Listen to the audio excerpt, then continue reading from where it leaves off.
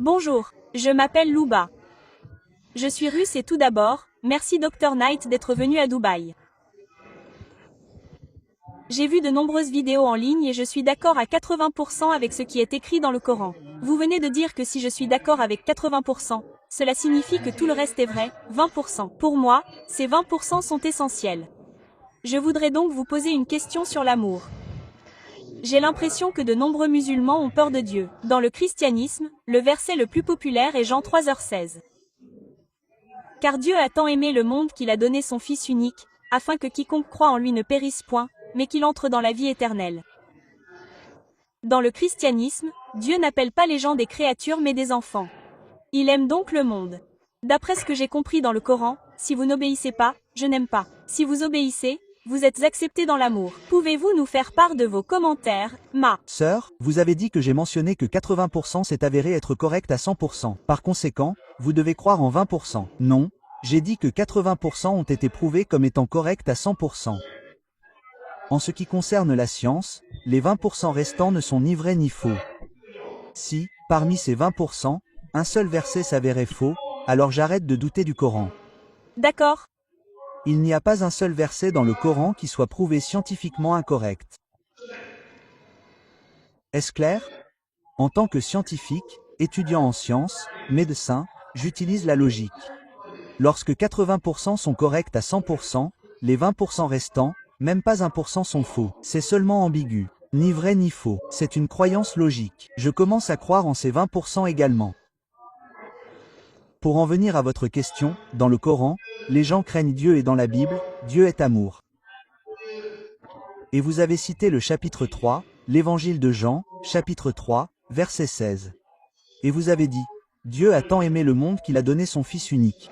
Sœur, à quelle Bible faites-vous référence? Quelle version de la Bible citez-vous? C'est la Nive. Nive, la nouvelle version internationale. Oui, oui. Parce que dans la version King James, la citation dit, car Dieu a tant aimé le monde qu'il a donné son Fils unique.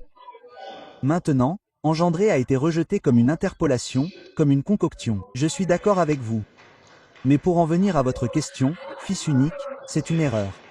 Jésus-Christ, que la paix soit sur lui, n'est pas le seul fils dans la Bible. Si vous lisez la Bible, Éphraïm était fils de Dieu. David était fils de Dieu. Tous ceux qui sont conduits par l'Esprit de Dieu sont fils de Dieu. Il y a donc une erreur dans la Bible selon laquelle Jésus est le Fils unique de Dieu. Donc, sœur, il y a une erreur dans votre Nive, la nouvelle version internationale. Jésus n'est pas le seul fils de Dieu. Abraham est fils de Dieu. David est le fils de Dieu. Alors, ma sœur, il y a une erreur dans votre Bible. Comment pouvez-vous croire en un livre qui contient des erreurs? Laissez de côté 20%, même une seule erreur. Le Coran dit dans le verset 4 sur 82, ne médite-t-il pas sur le Coran? Autrement que d'Allah, des contradictions apparaîtraient. Même une seule contradiction. Je ne suis pas d'accord pour dire que c'est la parole de Dieu et je ne peux pas éliminer 100 contradictions dans la Bible, ma sœur. Je ne suis pas venu jusqu'à Dubaï pour éliminer les contradictions. Je ne veux pas faire ça, ma sœur. Mais pour en revenir à votre question, je ne parle pas d'amour, et c'est une question fréquemment posée par les missionnaires chrétiens. Vous savez que l'islam est très dur et que l'amour du christianisme est l'amour. Très bien. Maintenant, ce que vous devez comprendre, c'est que même dans le Coran, il est dit à 2 endroits qu'Allah vous aime. Le Coran dit aussi, mais en même temps, quand Allah vous aime, Allah est aussi juste. Si je suis d'accord avec votre citation de Jean 3 verset 16, car Dieu a tant aimé le monde qu'il a donné son Fils unique. Quiconque croit en lui aura la vie éternelle. Cela signifie que si vous croyez en Jésus-Christ, vous ferez tout ce que vous voudrez pour obtenir le paradis, n'est-ce pas, ma sœur? Oui, c'est. Exact, très bien. Cela signifie que si je commence à croire en Jésus, je crois en Jésus, je crois qu'il est un messager de Dieu. Mais je crois comme vous croyez que Dieu a tant aimé son monde. Cela signifie Dieu Tout-Puissant. Il a aimé le monde. Imaginez quelqu'un qui aime le monde. Imaginez qu'il y ait un propriétaire d'entreprise. Il aime ses employés et il dit à tous les employés que vous croyez que je tue mon fils. Je tue mon fils et vous croyez qu'il est mort pour votre péché. Est-ce logique? Pourquoi le patron de l'entreprise, pourquoi tuerait-il son fils et vous croyez en mon fils et je le tue et vous irez en parade? N'est-ce pas logique? Point numéro 2. S'il a payé pour ton péché, ça veut dire que je peux tuer. Je crois en Jésus et je commets un meurtre, j'irai au paradis. Je crois en Jésus, je commets un viol, j'irai au paradis. C'est ça, parce que mes péchés ont été payés. C'est ça, ma sœur? Ça veut dire que selon ton enseignement, même si un chrétien commet un meurtre, s'il viole, s'il vole, s'il tue, tant qu'il croit en Jésus, il ira au paradis. C'est ça? Ça veut dire que ton enseignement enseigne que tu peux faire des choses inhumaines. C'est ça, ma sœur? Non, je ne suis pas d'accord. Je veux dire, je ne suis pas d'accord. Point. Pardon, ma Sœur, je cite. Dieu a tant aimé le monde qu'il a donné son Fils unique. Quiconque croit en lui aura. Ça veut dire que tu crois que Jésus est mort pour tes péchés, que la paix soit sur lui, quoi que tu fasses dans le monde, tu iras au paradis. C'est l'enseignement de l'Église. C'est ça. Si tu aimes Dieu, oui, si tu aimes Dieu, oui, si tu aimes Dieu, tu commets des meurtres. Aucun problème. Dans l'islam, si vous aimez Dieu, vous devez obéir à Dieu. Vous dites que vous aimez Dieu, mais vous assassinez. Vous aimez Dieu, vous violez. Vous aimez Dieu, vous trompez. Vous aimez Dieu. Non, vous ne pouvez pas. Vous ne pouvez pas. Si vous ne pouvez pas, c'est l'enseignement de l'Église. C'est la différence entre l'islam et le christianisme enseigné par l'Église. Je parle du christianisme enseigné par Jésus-Christ, que la paix soit sur lui. Sœur, il n'y a pas une seule déclaration sans équivoque dans la Bible complète où Jésus-Christ, que la paix soit sur lui, dit que je suis Dieu ou que des voix m'adorent. Sœur, si vous pouvez indiquer une seule déclaration sans équivoque, si vous pouvez indiquer une seule déclaration sans ambiguïté dans n'importe quel endroit de la Bible, dans n'importe quelle version de la Bible où Jésus-Christ, que la paix soit sur lui, dit que « je suis Dieu » ou où il dit « adorez-moi, moi, docteur Zaken, je suis prêt à accepter le christianisme aujourd'hui ». En fait, si vous lisez la Bible, Jésus-Christ, que la paix soit sur lui, a dit que c'est mentionné dans l'évangile de Jean, chapitre 14, verset 28. Jésus-Christ, que la paix soit sur lui, a dit « Mon Père est plus grand que moi ». Évangile de Jean. Si vous l'avez lu, l'évangile de Jean mentionne clairement que mon Père est plus grand que moi. Il mentionne également l'évangile de Jean, chapitre 10, verset 29, que mon Père est plus grand que tous. Il est mentionné dans l'évangile de Matthieu, chapitre 12, verset 28, que j'ai chassé le démon par le doigt de Dieu. Évangile de Luc, chapitre 11, verset 20, que j'ai chassé le démon par le doigt de Dieu. Évangile de Jean, chapitre 5, verset 30. Je ne puis rien faire de moi-même. Je juge selon ce que j'entends, et mon jugement est juste, car je ne cherche pas ma volonté, mais celle de mon Père. Jésus-Christ n'a jamais dit qu'il était Dieu. Il n'a jamais prétendu être divin. C'est clairement mentionné dans le livre des Actes. C'est mentionné dans le livre des Actes chapitre numéro 2 verset numéro 21. Amen Israël, écoutez ceci. Jésus de Nazareth, un homme approuvé de Dieu parmi vous par les prodiges, les miracles et les signes que Dieu a opérés par lui, et vous en êtes témoins. Un homme approuvé de Dieu parmi vous par les prodiges, les miracles et les signes que Dieu a opérés par lui, et vous en êtes témoins. Nulle part Jésus-Christ, que la paix soit sur lui, n'a dit qu'il était Dieu. Fils de Dieu signifie une personne pieuse. Dieu Bible. Bible. Si vous lisez la Bible, Dieu a eu des fils par les langues. Quiconque est conduit par l'Esprit de Dieu, est un fils de Dieu. Dans ce sens, Jésus-Christ est un messager de Dieu.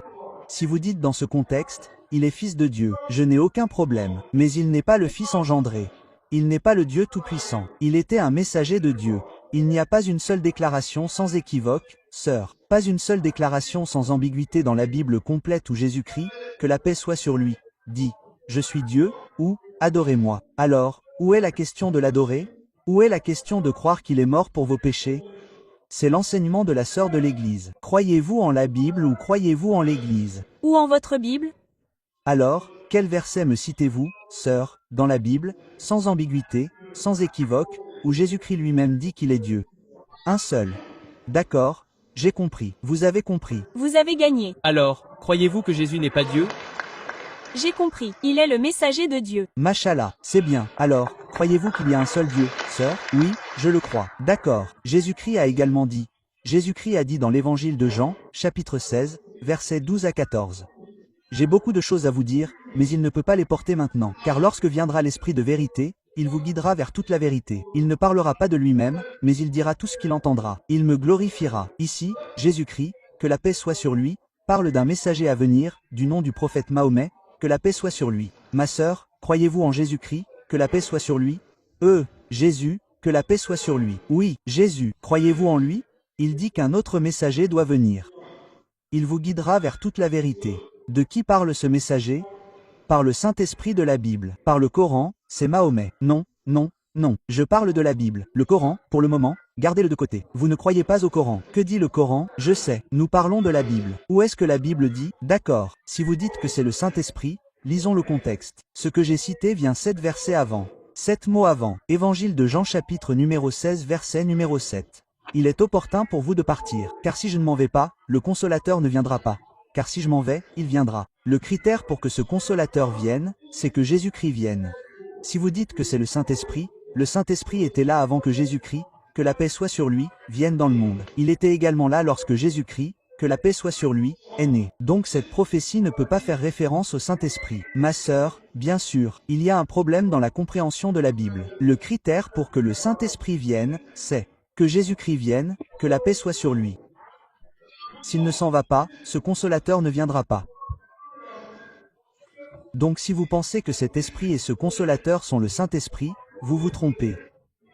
Le Saint-Esprit était déjà là avant que Jésus-Christ vienne dans ce monde, que la paix soit sur lui. Le Saint-Esprit était là à la fête de la Pentecôte. Le Saint-Esprit était là dans le ventre d'Élisabeth. Qui a dit cela? La Bible le dit. Donc, ma sœur, cela ne peut pas faire référence au Saint-Esprit. À qui cela fait-il référence? Pas de commentaire. Il ne parlera pas de lui-même. Toute cette année-là, il parlera. Lorsque le prophète Mahomet a reçu la révélation, que la paix soit sur lui, il n'a pas dit ce qu'il avait entendu, il l'a répété. Donc ce Saint-Esprit n'est personne d'autre que de parler du prophète Mahomet, que la paix soit sur lui. De plus, si vous lisez dans le Cantique des Cantiques, chapitre 5, verset 16, il est dit en hébreu Zoudi Jérusalem, il est dit qu'ils traduisent Muhammadim, sa parole est là dans l'Ancien Testament, mais ils traduisent Muhammadim par tout à fait charmant. Il est mentionné par son nom. Il est également mentionné dans le livre d'Isaïe, chapitre 29, verset 12. Lorsque le livre lui sera donné, il dira, « Je ne suis pas instruit ». Lorsque l'ange a dit, « Lis », il a dit, « Je ne suis pas instruit ». C'est exactement ce qui s'est passé lorsque l'archange Gabriel a donné le livre que Jiblam a donné lorsque la première révélation est venue à Mahomet, sallallahu alayhi wa salam, il a été dit à Mikra, « Lis ». Il a dit, « Je ne suis pas instruit ». La même chose qui s'est produite avec le prophète Mahomet est prophétisée dans le livre d'Isaïe, chapitre 29, verset 12. Quelle personne a dit quand l'ange a dit « Lis », il a dit « Je n'apprends pas ». C'est le prophète Mahomet. Je ne fais que citer la Bible. Je ne suis pas encore arrivé au Coran. Vous ne croyez pas au Coran. Laissez le Coran de côté. Venez à des termes communs comme vous. Le seul prophète qui a loué Jésus-Christ, que la paix soit sur lui, sallallahu alayhi wa salam, me glorifiera. Quel prophète a glorifié Jésus, que la paix soit sur lui? Sœur, savez-vous que le Coran a cité le nom de Jésus-Christ, que la paix soit sur lui, 25 fois? Oui, je le sais. 25 fois par son nom. Il y a un chapitre au nom de Mariam, la mère de Jésus-Christ, que la paix soit sur lui. Il n'y a pas de chapitre au nom de la mère du prophète Mahomet, que la paix soit sur lui, ou de l'épouse du prophète Mahomet, que la paix soit sur lui. C'est le nom de Mariam al-Issam. Je vous pose la question. La Bible dit qu'il me glorifiera. Quel prophète a glorifié Jésus-Christ, que la paix soit sur lui? C'est le prophète Mahomet. D'accord. Alors pourquoi ne crois-tu pas au prophète Mahomet, ma sœur? Donc, si tu dois être une bonne chrétienne, il est obligatoire que tu suives les enseignements de Jésus-Christ selon lesquels un autre messager est censé venir, tu dois le suivre. Donc, tu ne peux pas être une bonne chrétienne tant que tu n'acceptes pas le prophète Mahomet, que la paix soit sur lui. Ma sœur, veux-tu être une bonne chrétienne ou pas? Ma sœur, veux-tu être une bonne chrétienne ou pas? Bien sûr que oui. Alors pourquoi ne crois-tu pas en Jésus-Christ, que la paix soit sur lui? Non, je crois que j'aime Jésus plus que toi. Tu sais, ma sœur? Oui, j'aime Jésus plus que toi. D'accord? Parce que je suis ses enseignements. D'accord? Tu sais que Jésus-Christ, que la paix soit sur lui, a dit dans la Bible que si tu lis la Bible dit que la femme doit être couverte.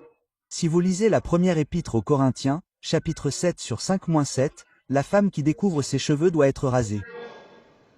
La Bible est plus stricte que le Coran. Aucun verset du Coran ne dit que la tête de la femme doit être rasée. La Bible est plus stricte. Ma sœur, avez-vous vu la photo de la mère Marie? Ma sœur, avez-vous vu la photo de la mère Marie? Qui, Marie, avez-vous Vu la photo de la mère Marie? Je ne crois pas à ça sur les photos que les gens montrent. Bien, oubliez à quoi elle ressemble. Mais que porte-t-elle? Elle est à moitié découverte. À l'église, elle est sainement découverte. Pardon, son corps est découvert. Non, sa tête est-elle couverte ou non? Dans les églises. Oui, elle est couverte. C'est donc ainsi qu'un vrai chrétien devrait s'habiller. La tête est couverte, tout le corps est couvert. Vous voyez, si vous regardez les religieuses, comment sont-elles habillées? Alors, ma sœur, ma question est, pourquoi ne suivez-vous pas les enseignements de Jésus? Pourquoi ne croyez-vous pas au prophète Mahomet? Jésus-Christ, que la paix soit sur lui, a dit que vous devez croire au prophète Mahomet. Vous devriez donc croire. Croyez-vous au prophète Mahomet, ma sœur? Non, je crois ce qui est dit dans le Coran. Non, croyez-vous qu'il est un messager de Dieu? Oui, j'y crois. Alors vous êtes musulmane. Si vous croyez qu'il n'y a qu'un seul Dieu et si vous croyez que Jésus n'est pas Dieu et qu'il est un messager de Dieu et que vous croyez que Mahomet est un messager de Dieu, vous êtes musulmane. Les deux choses minimales requises pour que quiconque entre dans le giron de l'islam sont de croire qu'il n'y a qu'un seul Dieu et de n'adorer personne d'autre que ce Dieu, et de croire que le prophète Mahomet est un messager, de croire également que Jésus est un messager, puis la pratique vient lentement. D'abord, vous prenez l'admission, puis la crèche, la première norme, la deuxième norme, lentement. Donc si vous croyez qu'il y a un seul Dieu, que Jésus est un messager et que vous croyez aussi que Mahomet est un messager, que la paix soit sur lui, alors vous êtes musulman. Ma sœur, qui aimerait le dire en arabe? Voulez-vous le dire en arabe? Oui, d'accord. Je suis d'accord. Dites en arabe que vous croyez qu'il y a un seul Dieu. Et que vous croyez que le prophète Mahomet est un messager de Dieu. D'accord, ma sœur. D'accord. Quelqu'un vous force-t-il à accepter l'islam? Pas du tout. Donc, vous le faites de votre propre gré, de votre libre arbitre. D'accord, dites en arabe et répétez.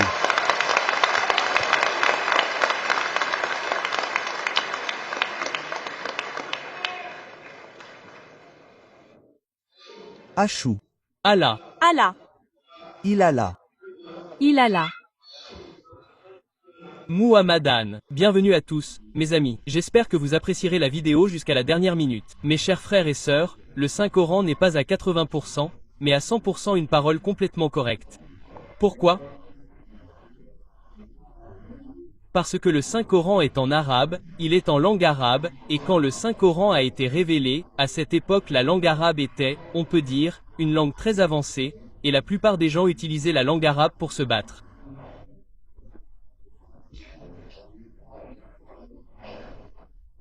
Vous savez, quand quelqu'un maîtrise totalement la langue arabe, il écrit quelque chose en arabe et l'accroche au mur de Kaaba et défie tout le peuple arabe en disant que si quelqu'un peut écrire mieux en arabe que ce mot, alors il l'accroche complètement et il remportera la bataille.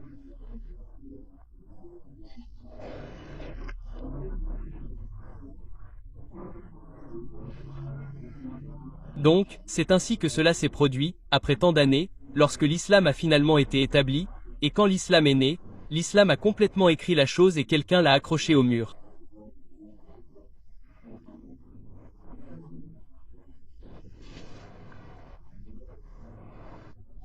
Puis, que s'est-il passé après le moment où tous les gens sont venus et quand ils l'ont vu, ils ont été complètement étonnés, et ils ont dit à un moment donné que ce ne sont pas les mots des humains.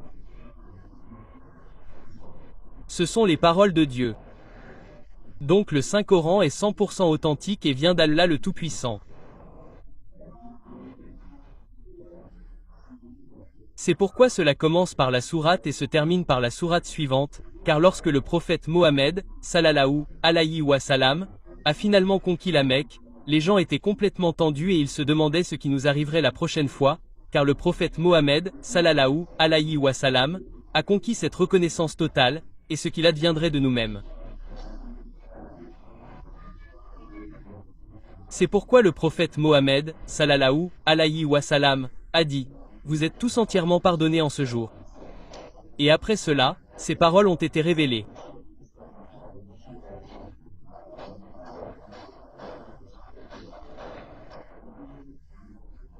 Ces paroles ont donc été complètement révélées au moment de la conquête de la Mecque et elles ont été très bien interprétées, et je pense que c'était les dernières paroles, la dernière sourate du Saint-Coran. Le Saint-Coran est donc authentique. Il n'y a rien dans le Saint-Coran qui puisse être considéré comme négatif ou non. Maintenant, la science prouve encore les paroles du Saint-Coran. Il y a 1450 ans, le Saint-Coran a été révélé et jusqu'à aujourd'hui, le Saint-Coran est dans son état d'origine. Personne ne pourra le changer. Personne ne pourra le remplacer. C'est pourquoi, dans le Saint-Coran, Allah Tout-Puissant dit, « La plupart des gens ont fait des recherches sur le Saint-Coran, et je pense que beaucoup de non-musulmans ont recours à l'aide dans les domaines de la science et de la technologie, de l'aviation et de la technologie. »